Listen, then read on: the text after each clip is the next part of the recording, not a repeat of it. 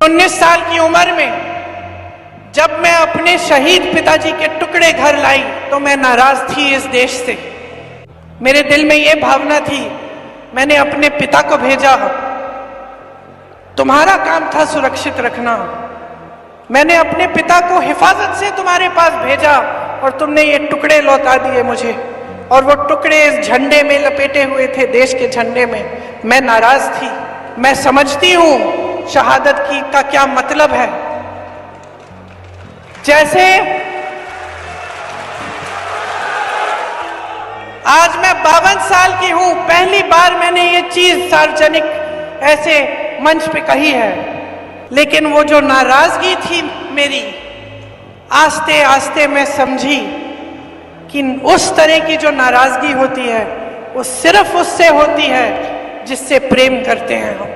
मेरे देश के लिए मेरे दिल में कितना प्रेम है,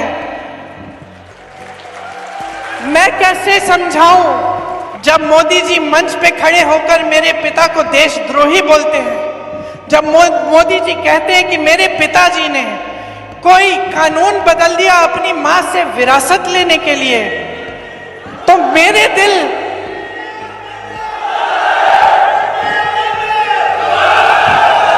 मोदी जी इस बात को समझ नहीं पाएंगे कि मेरे पिताजी को विरासत में धन दौलत नहीं मिली, मेरे पिताजी को विरासत में शहादत की भावना मिली। आप समझ सकते हैं, इस देश के किसान हो, इस देश की मिट्टी आपने सींची है अपने पसीने से, अपने अपने बेटे भेजे हैं सरहद पे। जब आपके बेटे शहीद होते हैं इस देश के लिए, तो मैं जानती हूं कि आपके दिल में क्या भावना है, क्योंकि वही भावना मेरे दिल में है। जो पुलवामा के शहीद हैं, जब वो हुआ, पुलवामा का हुआ, उनमें से कुछ परिवार यूपी के थे।